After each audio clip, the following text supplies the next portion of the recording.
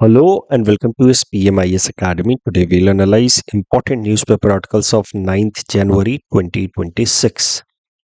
Please note you can download the PDF version of today's newspaper analysis by clicking the link given in the comment section.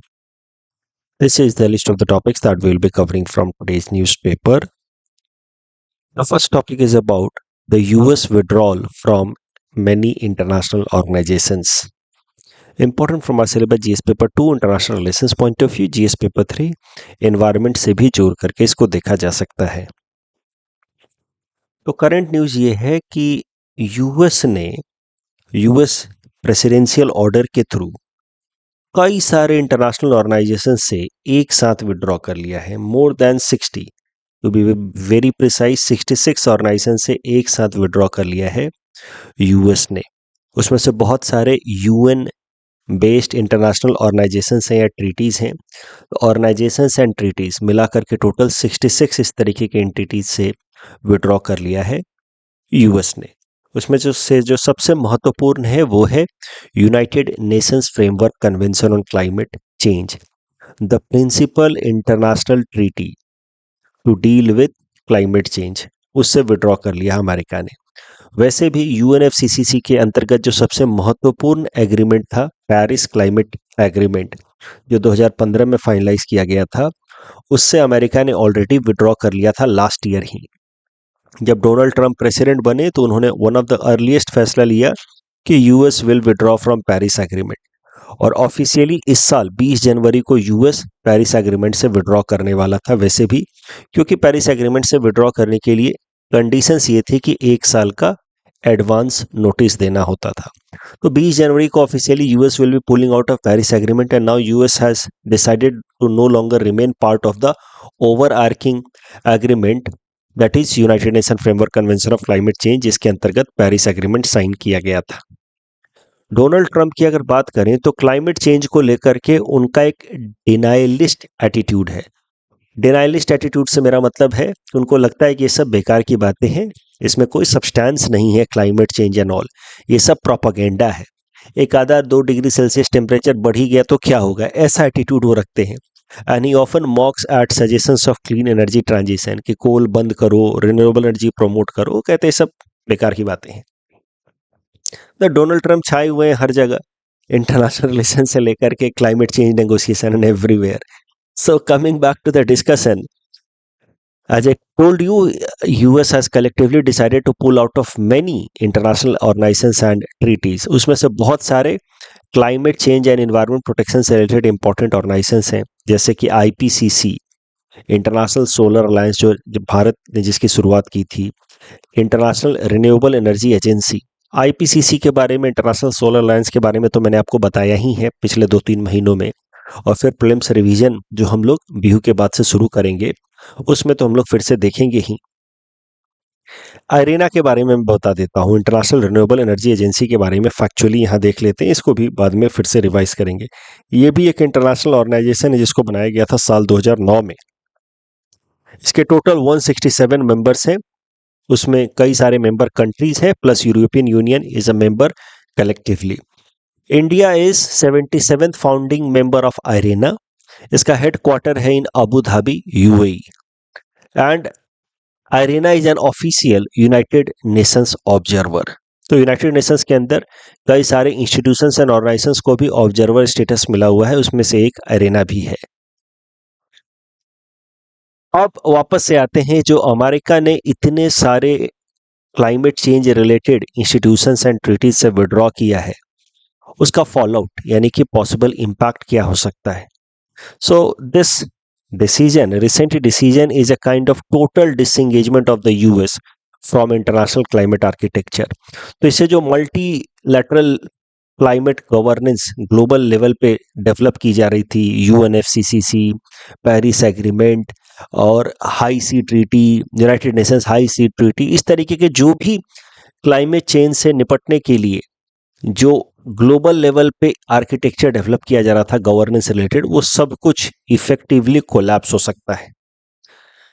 जब दुनिया की सबसे बड़ी economy and one of the greatest emitter is not part of these negotiations, then of course the future credibility of climate change negotiations also will be question. Donald Trump बार बार वैसे भी मजाक उड़ाते ही रहते हैं इस तरीके के ट्रीटीज एंड नेगोशिएशंस का। एक दूसरी संभावना हो सकती है कि चाइना के लिए अब खूब सारा स्कोप बन जाएगा to emerge as a leader in guiding the world countries towards dealing with climate change. China के लिए एक जियोपॉलिटिकल लिवरेज बन सकता है। भारत की अगर बात करें तो एक शॉर्ट टर्म में फायदा ये हो सकता है कि भारत के ऊपर अनड्यू इंटरनेशनल लेवल पे दबाव बनना कम होगा to decarbonise its economy. Bharat के ऊपर अक्सर दबाव बनता रहता है कि हम लोग खूब सारा ग्रीन हाउस गैस इमिशन करते हैं, कोल फायर्ड पावर प्लांट का हम लोग मेनली इस्तेमाल करते हैं अभी भी अपने पावर प्रोडक्शन के लिए मेजर तौर पे। उसको कम करने का जो दबाव बनता है, भारत ने ऑलरेडी कमिट किया हुआ है कि we will attain net zero by 2070, but world countries pressurise us to attain net zero before that. But ये सब प्रेशर कम हो जाएगा because of the US attitude. जब दुनिया की सबसे बड़ी economy and larger produce emitter जब ये सब बातें नहीं सोच रहा है तो हम क्यों सोचे, तो इंटरनेशनल दबाव कम होगा। बट साथ ही साथ भारत के अंदर कई सारे green energy transition initiatives and projects चल रहे थे यूएस की मदद से, क्योंकि जब डोनाल्ड ट्रंप से पहले जो बिडेन प्रेसिडेंट थे उस टाइम में भारत और अमेरिका के बीच में एक स्ट्रैटेजिक कोऑपरेशन एग्रीमेंट साइन हुआ था on climate change and clean energy. उसके अंतर्गत कई सारे प्रोजेक्ट्स चल रहे थे, वो प्रोजेक्ट्स अब सब रुक जाएंगे और जो ग्रीन एनर्जी ट्रांजिशन है भारत के अंदर वो काफ़ी हद तक इम्पैक्टेड हो सकता है इन नेगेटिव मैनर। आयरेना के ऊपर यूपीएससी ने साल 2016 में यह प्रश्न पूछा था, आप इस क्वेश्चन को अटेम्प्ट कर सकते हैं। ध्यान रहे IRENA had nothing to do with OECD and all, तो इस हिंट्स की मदद से इस क्वेश्चन को आप I am so sorry, IRENA had nothing to do with IEA, ठीक है, इंटरनेशनल एनर्जी एजेंसी से इसका कोई लेना देना नहीं है। इस टॉपिक के बेसिस पे थोड़ा ये आप इस क्वेश्चन को अटेम्प्ट करें, जो मैंने थोड़ा सा हिंट्स दिया उसके बेसिस पे अटेम्प्ट करें। मोस्ट इंपॉर्टेंटली बहुत बार आप जब किसी भी एमसीक्यू को अटेम्प्ट कर रहे हैं तो हो सकता है कि उससे रिलेटेड आपके पास पूरी जानकारी ना हो, लेकिन जो लिमिटेड जानकारी है आपको जैसे पता ओईसीडी क्या है, आईईए क्या है, इसका हिस्सा आयरेना होना चाहिए कि नहीं होना चाहिए, वो गेस करके भी आपको कभी कभार एमसीक्यू अटेम्प्ट करने हैं।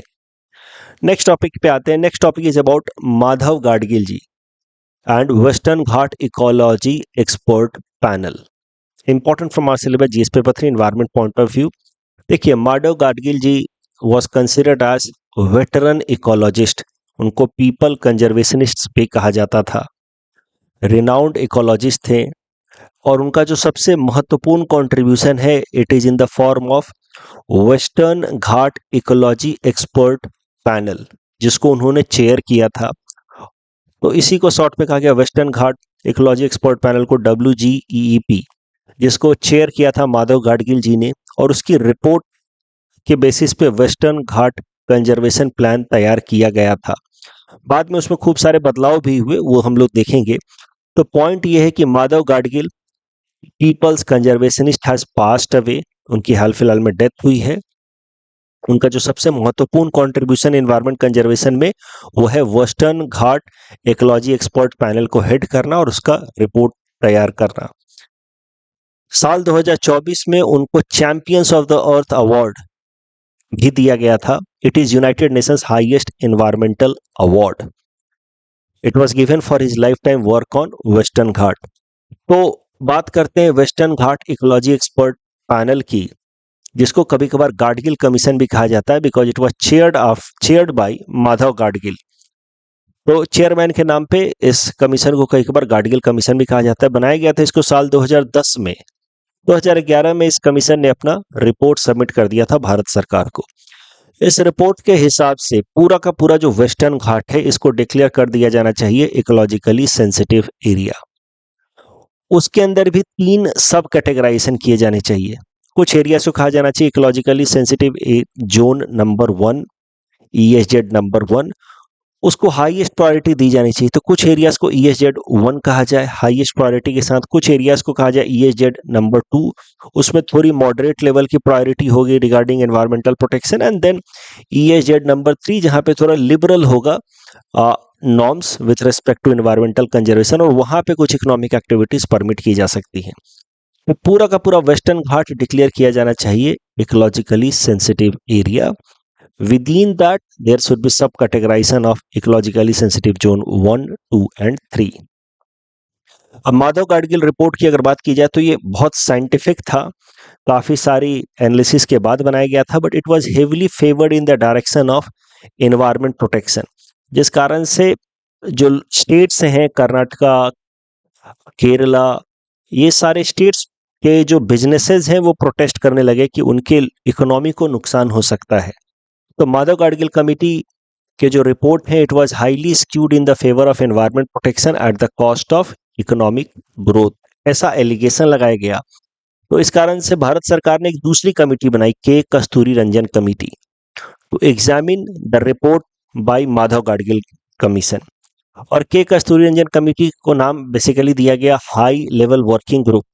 इसने स्टडी करने के बाद कस्तूरी रंजन कमेटी ने कहा कि पूरे वेस्टर्न घाट को इकोलॉजिकली सेंसिटिव एरिया डिक्लेयर करने की जरूरत नहीं है. जैसा कि मैंने आपको बताया था, गाडगिल रिपोर्ट में क्या कहा गया था कि पूरा का पूरा वेस्टर्न घाट जो इकोलॉजिकली सेंसिटिव एरिया कह दिया जाए, उसमें से लगभग 67% पार्ट को कहा जाए इकोलॉजिकली सेंसिटिव जोन नंबर 1, जिसमें हाईएस्ट लेवल ऑफ प्रोटेक्शन हो. रिमेनिंग पार्ट को जोन 2 एंड 3 में डिवाइड किया जाए. कस्तूरी रंजन कमेटी ने कहा कि इतना भी स्ट्रिंजेंट अप्रोच लेने की जरूरत नहीं है. वेस्टर्न घाट के कुछ गिने चुने एरिया, लगभग 37% एरिया को ही कहा जाना चाहिए इकोलॉजिकली सेंसिटिव एरिया. तो आप अंतर समझिए, गाडगिल कमीशन ने कहा कि पूरा वेस्टर्न घाट होना चाहिए इकोलॉजिकली सेंसिटिव एरिया. कस्तूरी रंजन कमेटी कहते हैं सिर्फ 37% एरिया होना चाहिए इकोलॉजिकली सेंसिटिव एरिया. जो इकोलॉजिकली सेंसिटिव एरिया है वहां पे माइनिंग, क्वायरिंग, सैंड माइनिंग, ये सब बैन कर दिया जाना चाहिए. जो ऑलरेडी चल रहे माइनिंग एक्टिविटीज हैं उनको 5 साल के पीरियड में धीरे धीरे करके फेज आउट किया जाना चाहिए. लेकिन बाकी सारे एरियाज में economic activities including mining can be allowed as per Kasturi Ranjan report. तो साफ साफ आप देख रहे हैं कि Kasturirangan report is now favoured in the direction of economic growth, economic activities को परमिट कर रहा है including mining and all. It does not suggest immediate ban on mining activities even in the ecologically sensitive area.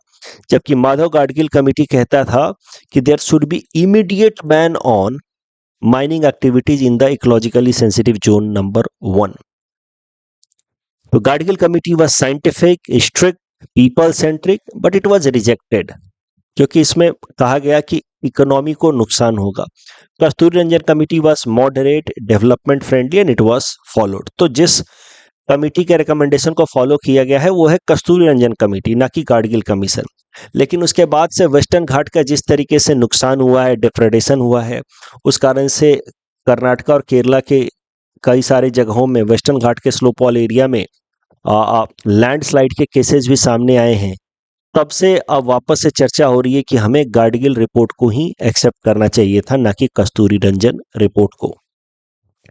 इस topic के basis पे UPSC ने साल 2016 में ये प्रश्न पूछा था. Please attempt this question and submit the answer in the comment section. ऐसा सवाल आपसे मेंस में पूछा जा सकता है Gadgil committee and Kasturi Ranjan committee के ऊपर, उनको कंपेयर एंड कॉन्ट्रास्ट करते हुए. जो मैंने समझाया है उसके बेसिस पे आप आराम से अटेम्प्ट कर सकते हैं. If needed you can read the hints as well. Next topic is about CAG's State Finances for 2023-24 report. Important from our syllabus GS paper 3 Indian economy point of view. देखिए, CAG ने, controller and auditor general ने साल 2023-24 के जो states हैं, state governments के जो fiscal position है, फाइनेंशियल कंडीशन है, उसको लेकर के एक कंसोलिडेटेड रिपोर्ट बनाया है. This is the second edition of state finances report. तो पहला एडिशन था वो साल 2022-23 के लिए था, वो 3-4 महीनों पहले रिलीज किया CAG ने. तो 2022-23 का स्टेट फाइनेंसेस रिपोर्ट रिलीज हो चुका है पहले. अब 2023-24 वाला जो सेकेंड एडिशन है वो रिलीज हुआ है अब, स्टेट फाइनेंसेस 2023-24 रिपोर्ट.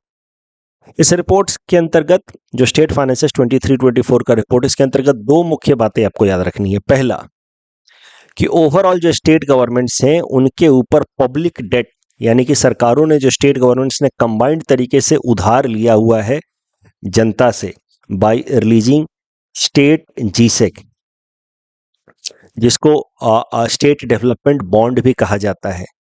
तो जितना ओवरऑल सारे स्टेट्स ने मिल करके उधार लिया है वो अमाउंट है 67.87 लाख करोड़। अगर collectively gross state domestic production and percentage में बात की जाए तो इट इज 23%, यानी कि सारे स्टेट्स का 2800 स्टेट का जीडीपी मिला लिया जाए, cumulative gross state domestic production, तो उसका ओवरऑल 23% अमाउंट स्टेट्स के ऊपर डेट के फॉर्म में है।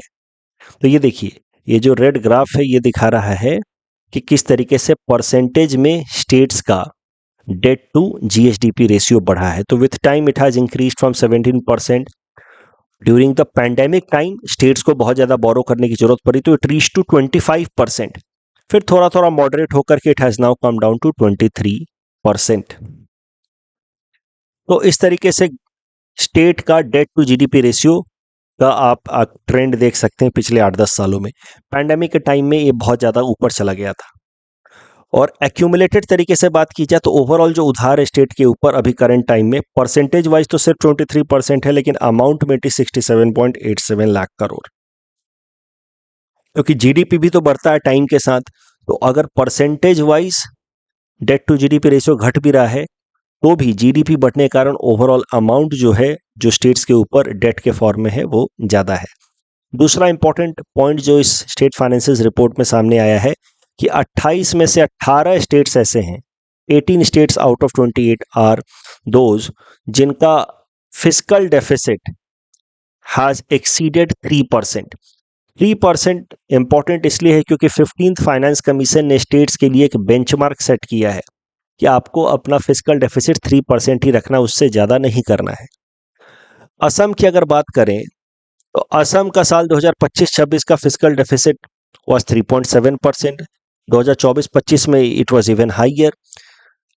असम का डेट टू जीएसडीपी रेशियो अगर देखा जाए तो ये नेशनल एवरेज से थोड़ा ज़्यादा है। नेशनल एवरेज इज 23.4%, असम का है 25.7%।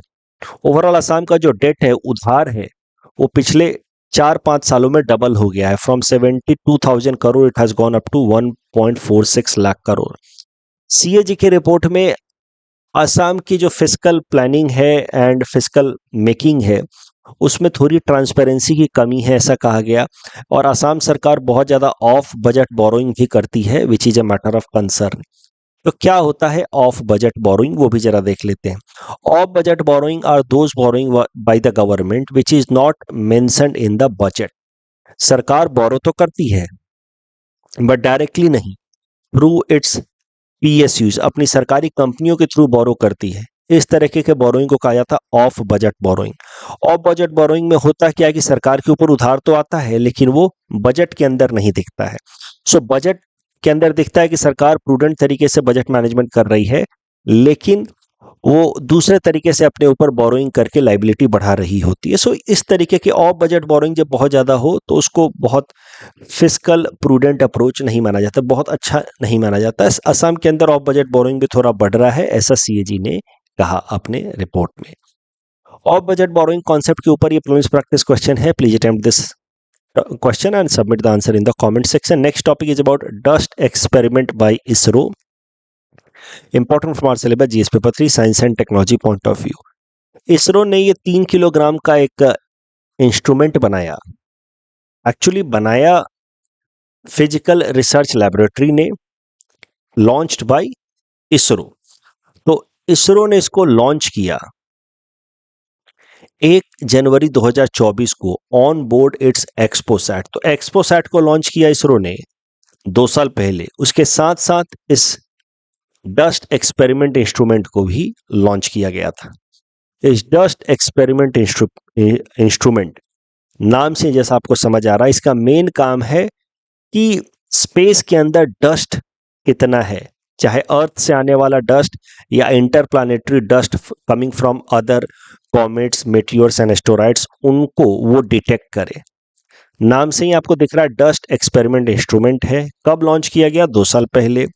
किसके साथ? तो एक सैटेलाइट ऑलरेडी हमने भेजा था एक्सपोसैट, उसके साथ साथ इस डस्ट एक्सपेरिमेंट इंस्ट्रूमेंट को लॉन्च किया गया इसरो द्वारा। डस्ट एक्सपेरिमेंट इंस्ट्रूमेंट जो लॉन्च किया गया 2 साल पहले, उसकी मदद से अब डेटा कलेक्ट किए जा रहे हैं, जिससे हम समझने की कोशिश कर रहे हैं कि जो आउटर एटमॉस्फेयर है या जहाँ से स्पेस शुरू होता है, वहाँ पे डस्ट पार्टिकल्स कितने हैं, उनकी डेंसिटी कितनी है, कहाँ-कहाँ से वो आ रहे हैं। ये समझना इसलिए ज़रूरी है क्योंकि आने वाले टाइम में भारत प्लान कर रहा है, भारत की स्पेस एजेंसी इसरो प्लान कर रही है गगनयान मिशन, जिसमें एस्ट्रोनॉट्स को भेजा जाएगा, ह्यूमन एस्ट्रोनॉट्स को भेजा जाएगा स्पेस में। तो उसके पहले डस्ट के बारे में अच्छे से समझना जरूरी है, क्योंकि डस्ट वैसे तो काफ़ी फाइन पार्टिकल्स हैं, लेकिन चूंकि आउटर एटमॉस्फेयर में है, वहाँ पे अगर वो किसी भी सैटेलाइट के साथ या स्पेसक्राफ्ट के साथ टकराते हैं, तो उसको वो डैमेज कर सकते हैं, क्योंकि सैटेलाइट लॉन्च जब हो रहा है या स्पेसक्राफ्ट जब लॉन्च हो रहा है, तो उसकी स्पीड बहुत ज़्यादा होती है। आप देखो, जैसे आप ज़मीन पे चल रहे हैं, आप कार ड्राइव कर रहे हैं, उस पे अगर कुछ होता है, कोई चिड़िया आकर के टकरा जाती है, तो कोई नुकसान नहीं होगा। लेकिन जब हम हवाई जहाज उड़ा रहे होते हैं, तो उसमें चिड़िया टकराने से नुकसान होता है, क्योंकि वहाँ मामला है मोमेंटम का, क्योंकि हवाई जहाज काफ़ी ज़्यादा स्पीड से आ रहा है, तो वहाँ पे मोमेंटम का इम्पैक्ट बहुत ज़्यादा पड़ेगा हवाई जहाज के ऊपर, उसके कारण डैमेज हो सकता है, क्रैश भी हो सकता है।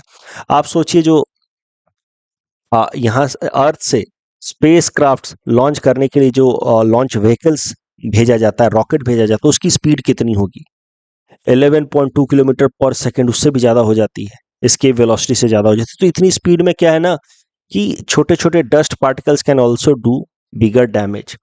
और नॉर्मली जब सैटेलाइट लॉन्च किया जा रहा है जिसमें इंसान नहीं है, तो इतना ज़्यादा हमें सेफ्टी कंसर्न रखने की ज़रूरत नहीं है। बट जब गगनयान मिशन भेजा जा रहा है, तो safety concern is very very important, क्योंकि ह्यूमंस भेजे जा रहे हैं। तो coming back to the news, ISRO ने बहुत पहले प्लान कर लिया था कि हमें गगनयान मिशन लॉन्च करना है 2026 में। तो उसके लिए पहले ही डस्ट एक्सपेरिमेंट इंस्ट्रूमेंट भेज दिया था इसरो ने 2 साल पहले, जिसकी मदद से interplanetary dust as well as earth से ओरिजिनेट होने वाले डस्ट को स्टडी किया जा रहा है before our actual launch of Gaganyaan mission, because this dust particle could be risk for spacecraft and satellite. They can also affect space weather and space environment. They can interfere with navigation, communication and observation system. Current news ये है कि इसरो ने जो dust experiment instrument है, उससे भेजे जाने वाले डेटा को पहली बार स्टडी किया, और उसके बेसिस पे इसरो ने कंफर्म किया है कि 1 interplanetary dust particle इंटर्स earth atmosphere रफली एवरी 1000 सेकेंड, यानी कि 16 मिनट में एक बार इंटरप्लैनेटरी डस्ट अर्थ के एटमॉस्फेयर में इंटर होते हैं, हर 16 मिनट के बाद। In general average time duration यही है। तो इस तरीके से डस्ट को स्टडी करने की कोशिश की जा रही है। तो डस्ट एक्सपेरिमेंट मॉड्यूल कहाँ कब लॉन्च किया गया वो याद रखिएगा, किस लिए इंपॉर्टेंट है वो याद रखिएगा। इस टॉपिक के बेसिस पे प्लीज प्रैक्टिस क्वेश्चन है, please attempt this question and submit the answer in the comment section. ये जो मल्टी ड्रग रेजिस्टेंस पे प्रश्न था, ये जेनेटिक प्रीडिस्पोजिशन से नहीं होता, यानी कि जेनेटिकली पेरेंट से चिल्ड्रन में ट्रांसफर नहीं होता है, मल्टीपल क्रोनिक डिजीजेस के कारण भी नहीं होता है। तो first and fourth are wrong, correct answer will be 2 and 3। BIS का तो सीधा सीधा जवाब होगा BIS वाला स्कीम साइन का option C.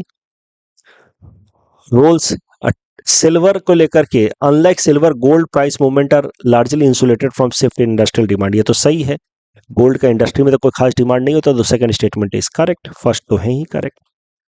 First statement is correct, real GDP accounts for change in. तो रियल जीडीपी जो है वो प्राइस में जो चेंज होता उसको भी ध्यान में रखते हुए जीडीपी कैलकुलेशन करता। ध्यान में रखते हुए से मेरा मतलब है कि उसको रिमूव कर देता है by allowing comparison of economic outputs across by adjusting for inflation. So first statement is wrong.